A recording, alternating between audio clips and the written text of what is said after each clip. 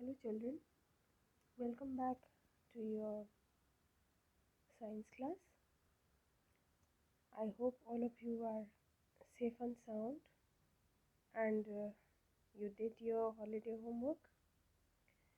Now it's time to start our study once again. So, children, in science, we are going to start with chapter number 3, birds. Today, we will have the first part of the lesson. We will understand some parts. So, what we are going to understand are the body parts of birds, different types of feathers found in birds and their role, the types of beaks found in birds depending on their food habits, then types of feet and claws found in birds, and the flying mechanism of birds. Right? So, children, let's begin with the warm up exercise.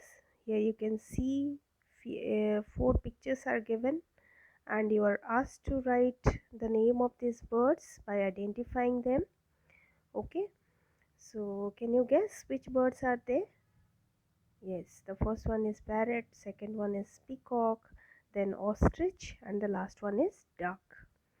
You need to write down the names as well down. Blank space is given, some letters are missing, you have to write the missing letter. Okay, now let's go to the second page. I'll come to that page later on. Then, do you like birds? Yes or no, and why? You need to write that if you like birds, why you like them. If you don't like birds, why you don't like them. You need to write down the reason as well. But I'm sure you must be liking the birds, isn't it? Then the third question is name two birds that you have seen. Which is your favorite bird? Okay, you need to write down two common birds that you have seen, and what is the name of your favorite bird, which bird you like the most, right? So children, birds, they are very beautiful creatures, and we see many different types of birds in our surrounding. They have a very beautiful colors. Their sizes are different, they make different sounds as well, right? Some of the common birds that we see around are crows, sparrow, pigeon, parrot, hen, and the most significant feature of birds are what? They can fly.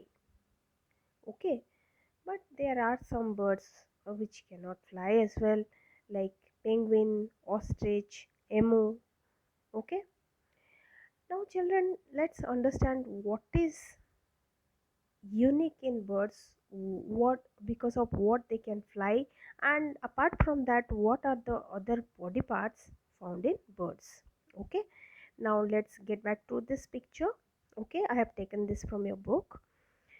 So here you can see all birds, irrespective of their uh, shape, size. These are the general features found in any bird. Okay, here you can see the birds have two eyes, a beak, feathers all over its body, then wings to fly, tail, and 2 feet with claws. Right?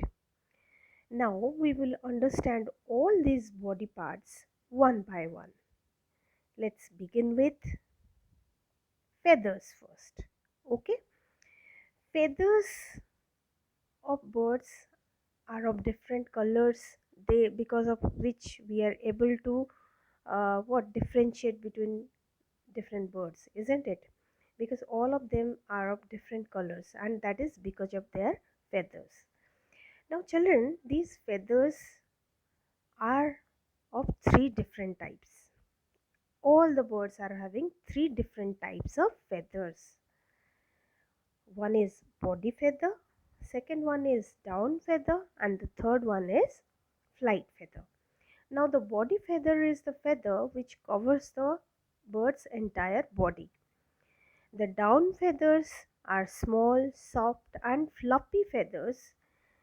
They are basically they cover the bird's body and they help the bird stay warm, right? Now flight feathers are long and they help the bird to fly. Okay, and these flight feathers are present on the tail and wings part of the bird, right? Now children, let's understand the next important part in a bird's body, that is the beak. Here you can see in this slide children, there are so many birds and look at their beaks. They're different. Like we have teeth in our mouth which help us to eat. Birds do not have teeth, right? So how will they catch and eat their food? Which body part help them to catch and eat their food? That is the beak. Here you can see all birds have different types of beaks, and the design, the shape, size of their beak help them to eat different types of food, because the food habit of different birds are also very different from each other, right? So depending upon the type of food they eat, they have different kinds of beaks, right? Now let's understand birds such as sparrow, pigeon, peacock, they have short and strong beak. Okay, they have what kind of beak they have? They have short and strong beak. Because what is their main food? What do they eat? They eat mostly seeds and grains of plants, right? So they need to crush the seed and grain before they gulp it or before they eat it. That's why they have short and strong beaks, right? Now, water birds such as duck and goose, their beak is somehow flat. Okay, it is flat and it has two holes on either side. Why it is so? As you know that children, they mostly they stay they swim in water and they eat fish. So while eating the fish, they also take in excess water into their mouth, which needs to be drained out, right? So to filter out the excess water from their mouth, they have tiny holes on either side of their beaks. So what is the shape of their beaks? That is broad and flat with tiny holes on either side. Now in case of birds such as eagle, vulture and hawk, they have very strong, sharp and hooked beaks. Okay, what is the reason? Why do they have such kind of beaks? Because they are flesh eating birds. They have to tear the flesh and then eat. So uh, to make the process of tearing flesh, as flesh is very thick and elastic, so in order to help them in their eating process, they have strong, sharp and hooked beaks, right?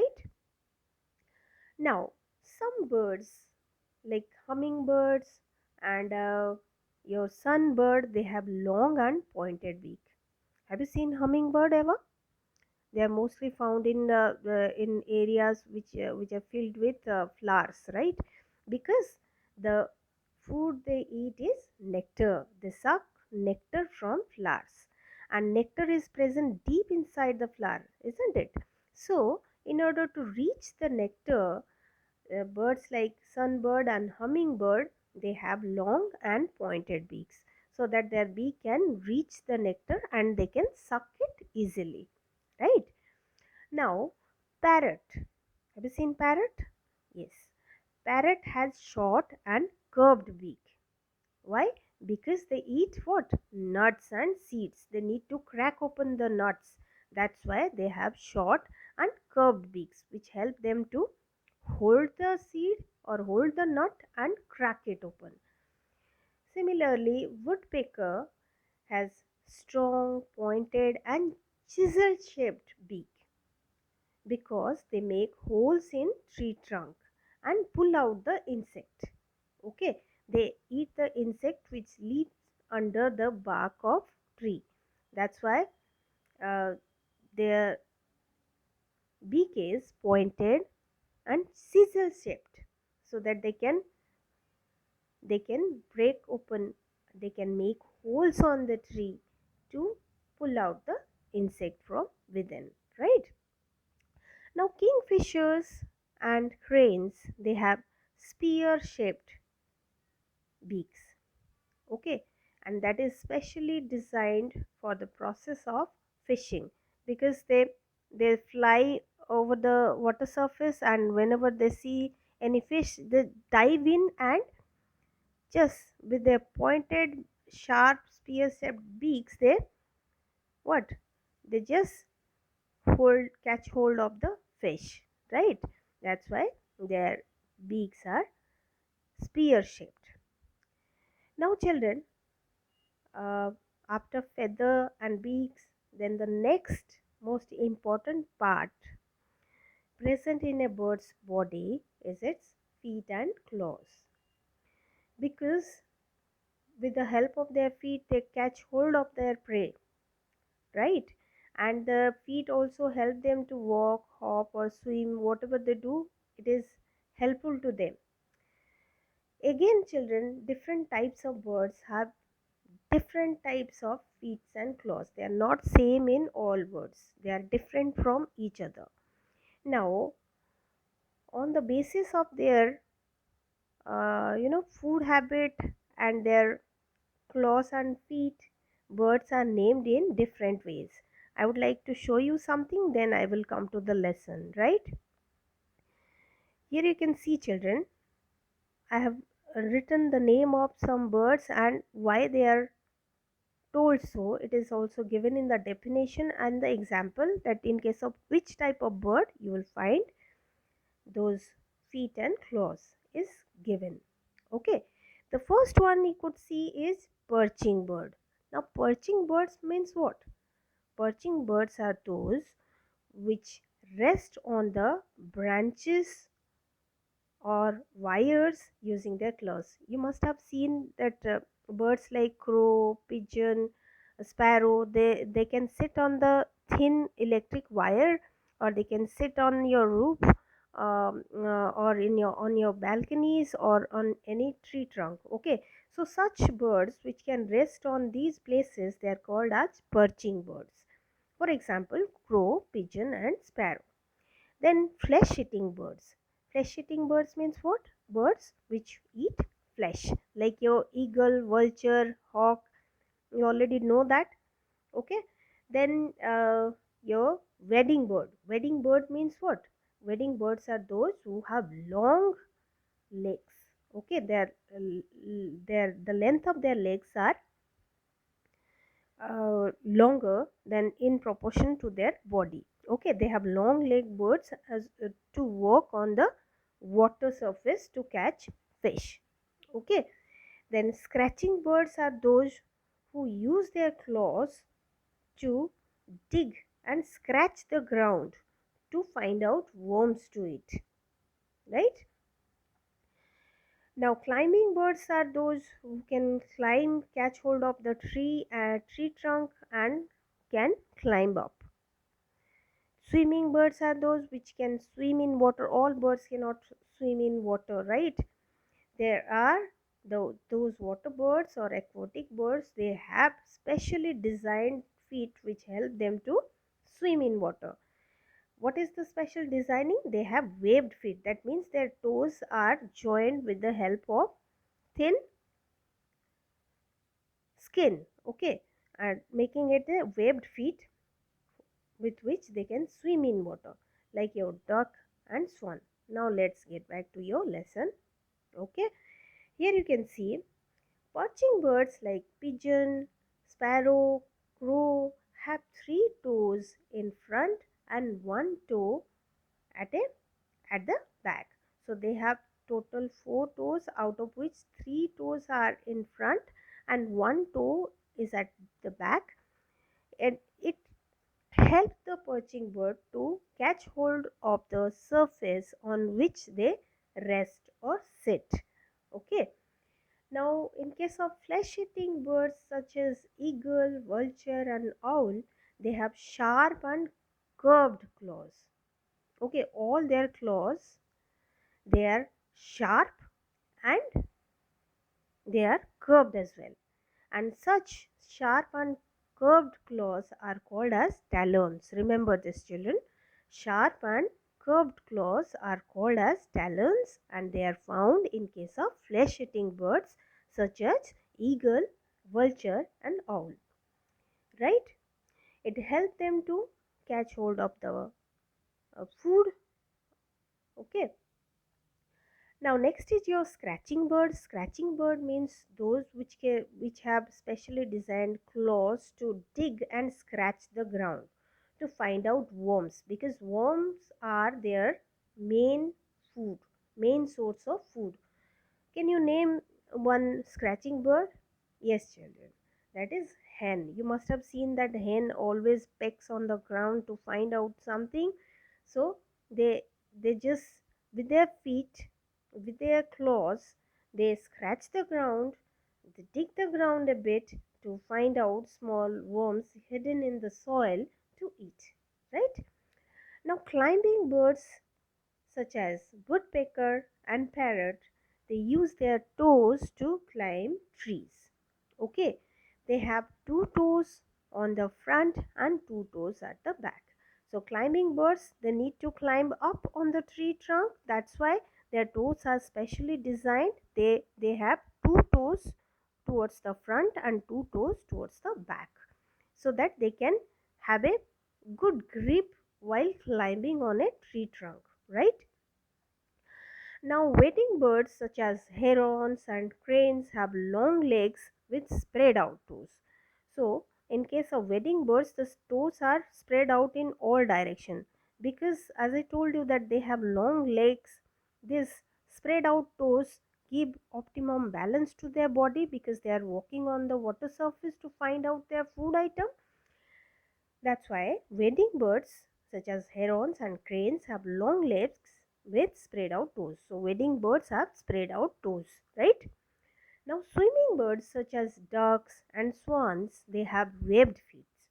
These webbed feet, children, they it help to propel the water so that they can easily swim in water, right?